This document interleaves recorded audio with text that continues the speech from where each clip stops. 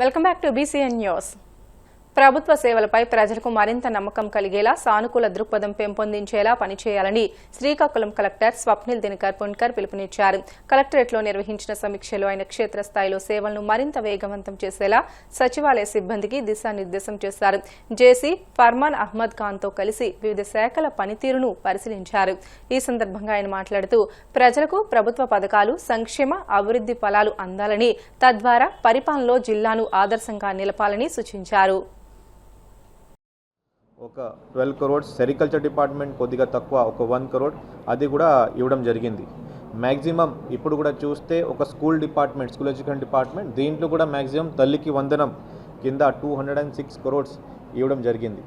ఇప్పుడు మనందరికీ తెలుసు ఫిజికల్ స్ట్రెయిన్ అంటే మనకి ఆదాయం తక్కువ ఉన్నా సరే, స్టేట్లో ఆదాయం తక్కువ ఉన్నా సరే గవర్నమెంట్ ఆఫ్ ఇండియా నుంచి వచ్చిన గ్రాంట్స్ ద్వారా, లోన్స్ ద్వారా, అలాగే స్టేట్ గవర్నమెంట్ ఆఫ్ ఆంధ్రప్రదేశ్ చేసిన మంచి పని ద్వారా, అంటే ఇండస్ట్రియలైజేషన్ ఒకవైపు, జాబ్ క్రియేషన్ ఒకవైపు, ఇది కాకుండా PPP ద్వారా కూడా కొన్ని ప్రాజెక్ట్స్ తీసుకోవడం వల్ల ఈక్వల్ బ్యాలెన్స్ ఆఫ్ వెల్ఫేర్ అంటే సంక్షేమంతో పాటు ఇంకా అభివృద్ధి పనులు కూడా మనం చేయబోతున్నాం. ఈ మీటింగ్ తర్వాత ప్రతి ఒక్క కాన్స్టిట్యుయెన్సీలో ఒక 4 కాన్స్టిట్యుయెన్సీస్ ముందుగానే మీటింగ్ జరిగింది. బట్ కానీ మిగతా 4 కాన్స్టిట్యుయెన్సీస్లో ఈరోజు కానీ లేకపోతే రేపు సెలవు ఉంది అంటే ఎల్లుండి మీటింగ్స్ ఇలాగే మనం పెట్టబోతున్నాం. డెఫినెట్గా శ్రీకాకుళం జిల్లాకి ఇంకా నెక్స్ట్ ఇయర్ అంటే ఈ 26, 27, 26, 27 ఫిజికల్ ఇయర్లో మనకి మంచి ప్రాజెక్ట్స్ అంటే మూల్పేట మనకి కంప్లీషన్, ఇది కాకుండా పక్కన ఎయిర్పోర్ట్ పలాష ఏరియాలో ఒక ఎయిర్పోర్ట్, దీనికి భూసేకరణం అండ్ గ్రౌండింగ్ కానీ, ఇది కాకుండా చాలా చోట్ల ఫిషింగ్ హార్బర్స్ కానీ, ఇది కాకుండా మనకి సెంట్రల్ గవర్నమెంట్ ద్వారా వేరియస్ స్కీమ్స్ కానీ, మరీ ముఖ్యంగా honourable minister for civil aviation Shri Rammohan Naidu sir చెరువుతో మనకి CSR ప్రాజెక్ట్స్ కింద చాలా మనకి వర్క్స్ రావడం జరిగింది. దీంట్లో మరీ ముఖ్యంగా ఎయిర్పోర్ట్ అథారిటీ ఆఫ్ ఇండియా నుంచి కూడా ఈ స్పోర్ట్స్ సంబంధించి కానీ, లేకపోతే GGHలో మనకి ఎక్విప్మెంట్స్ కానీ, అలాగే మనకి మత్స్యసాగర్ మాల ఈ ఒక మంచి ఇనిషియేటివ్తో సోలార్ లైట్స్ కానీ, అలాగే మనకి వివిధ ఇంకా వేరియస్ ఏరియాస్లో స్కిల్ డెవలప్మెంట్ సెంటర్ కట్టడం కానీ, ఇలాంటి చాలా ప్రాజెక్ట్స్ మనం తీసుకొస్తాము. డెఫినెట్గా శ్రీకాకుళం జిల్లా ఈ ఫైనాన్షియల్ ఇయర్లో కూడా ఈ పర్ క్యాపిటల్ ఇన్కమ్ ఎలా పెంచాలి దీని మీద కూడా ఒక సపరేట్ సమీక్ష మనం పెట్టబోతున్నాం.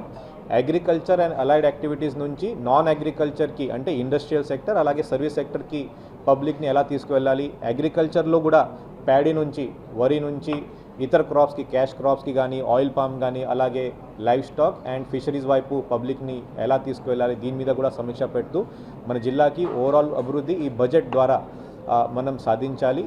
అదే ఒక ఈ మీటింగ్కి ముఖ్య ఉద్దేశం. దీంట్లో అందరూ పాల్గొన్నారు. నా తరపున డిస్ట్రిక్ట్ కలెక్టర్. యుగాలు గడిచిన మహాకవుల రచనలు చెరగని ముద్రలాగా నిలుస్తాయని, మహాకవులు కలంతోనే ఉద్యమాలు చేశారని రాజ్యసభ సభ్యులు పాకా సత్యనారాయణ అన్నారు. ఇటీవలే పార్లమెంట్లో దేశభక్తి అంశంపై జరిగిన చర్చలో మహాకవి రాయప్రోలు సుబ్బారావు రచించిన ఏ దేశమేగినా, ఎందు కాలిడినా, ఏ పీఠమెక్కినా, ఎవ్వరేమనినా, పొగడరా నీ తల్లి భూమి భారతిని అంటూ పద్యాన్ని ఎంపీ పాకా సత్యనారాయణ ఆలపించినందుకు వివిధ సంఘాల సభ్యులు అభినందనలు తెలుపుతూ శనివారం భీమవరంలోని ఆయన క్యాంపు కార్యాలయంలో సత్కరించారు. ఎంపీ సత్యనారాయణ మాట్లాడుతూ స్వాతంత్ర ఉద్యమ చరిత్రలో ఈ మహాకవుల రచనలు బ్రిటిష్ వారిని గడగడలాడించాయని, మన భారతీయ దేశభక్తికి ఆశ్చర్యపోయేవారని అన్నారు. రాజ్యసభలో ఈ పద్యాన్ని ఆలపించినప్పుడు అన్ని రాష్ట్రాల రాజ్యసభ సభ్యులు ఆశ్చర్యాన్ని వెలుబుచ్చారని ఆయన తెలియజేశారు. అనంతరం పాకాను సత్కరించారు.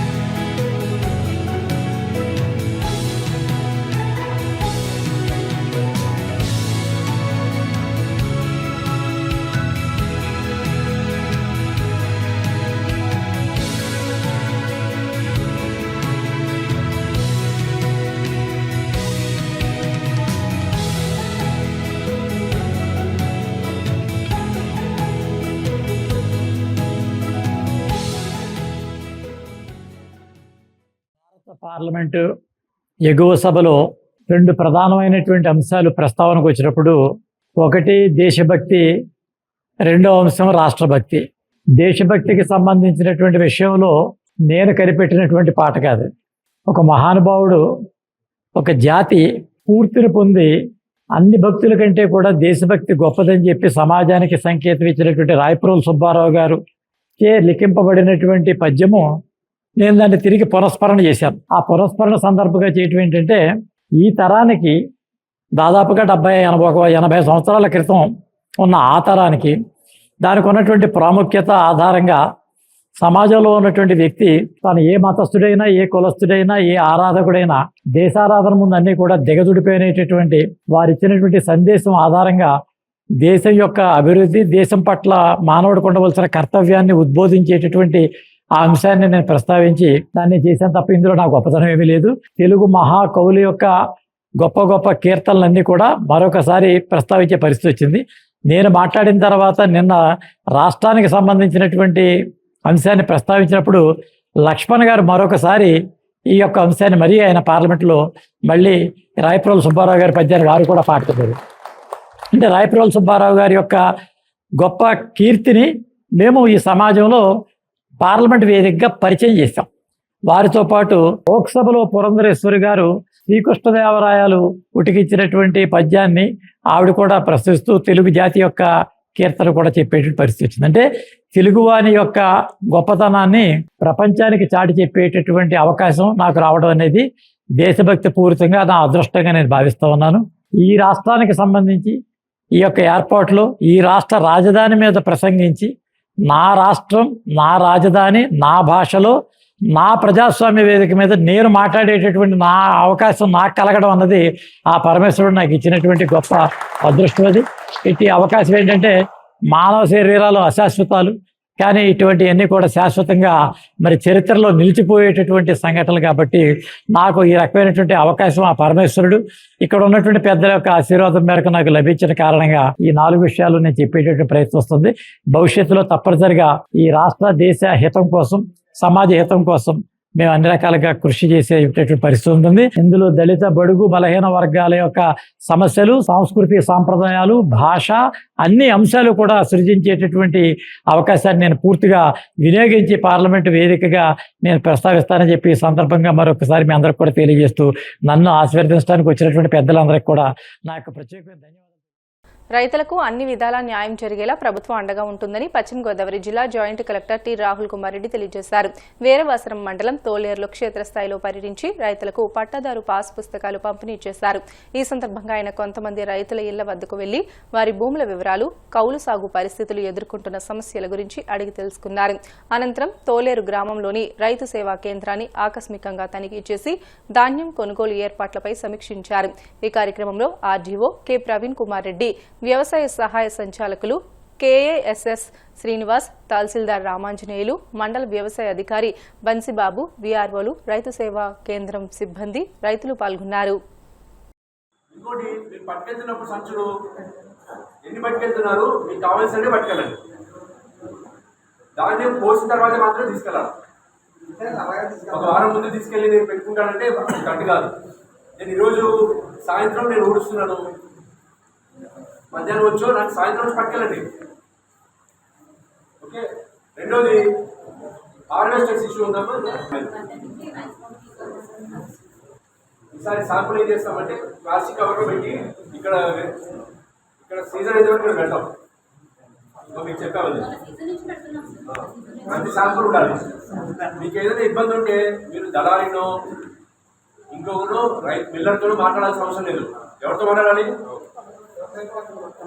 మీకు ఫోన్ నెంబర్ అతికిచ్చారు. ఇక్కడ అందరు ఫోన్ నెంబర్లు పెట్టాము. ఇక్కడ మీకు ఏ చిన్న సమస్య వచ్చినా ఏఓ గారికి చేయొచ్చు, తహసీల్దార్ గారికి చేయొచ్చు, ఏడీ గారికి, జేడీ గారికి, ఆర్డీఓ గారికి, లేకపోతే నాకేం చేయొచ్చు. అంతే తప్ప డైరెక్ట్గా మిల్లర్తో మాట్లాడుకుంటానని మాట అవసరం లేదు.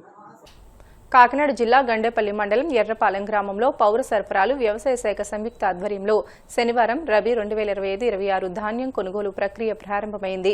ఈ కార్యక్రమానికి Kakinada joint collector Apoorva Bharat, Jaggampeta MLA TTD board member Jyothula Nehru ముఖ్య అతిథులుగా హాజరై ధాన్యం కొనుగోలు కేంద్రాన్ని లాంఛనంగా ప్రారంభించారు. ఈ సందర్భంగా జేసీ మాట్లాడుతూ రాష్ట్ర ప్రభుత్వం ఆదేశాల మేరకు జిల్లాలో రబీ సీజన్ ధాన్యం సేకరణకు పటిష్ట ఏర్పాట్లు చేశామని అన్నారు. ధాన్యం కొనుగోలు ప్రక్రియలో రైతులకు ఎటువంటి ఇబ్బందులు తలెత్తకుండా అవసరమైన చర్యలు చేపట్టామని అన్నారు. ఎమ్మెల్యే మాట్లాడుతూ రైతు సంక్షేమానికి కూటమి ప్రభుత్వం పెద్దపీట వేస్తుందని అన్నారు. ఈ రైతు కొనుగోలు కేంద్రాలు, ధాన్యం కొనుగోలు కేంద్రాలు మొట్టమొదటిగా మన కాకినాడ జిల్లాలో గండేపల్లి మండలం ఎర్రంపాలెంలో ప్రారంభోత్సవం చేసుకోవడం చాలా ఆనందంగా ఉన్నప్పటికీ కూడా వేదికను అలంకరించినటువంటి పెద్దలందరికీ నా ప్రత్యేకమైనటువంటి ధన్యవాదాలు తెలియజేసుకుంటూ, అలాగే ఇప్పుడే వెళ్ళిపోయినటువంటి జేసీ గారికి ప్రత్యేక ధన్యవాదాలు, పత్రికా సోదరులకి, మీడియా సోదరులకి నా ప్రశ్న. కాకినాడ జిల్లాలో అధికారులు, అగ్రికల్చర్ ఆఫీసర్స్ కానీ సివిల్ సప్లైస్ ఆఫీసర్స్ కానీ గుర్తించాల్సింది ఏంటంటే 1 month బిఫోర్ ఖరీఫ్ కానీ రబీ కానీ స్టార్ట్ అవుతుంది ఈ మండలంలో.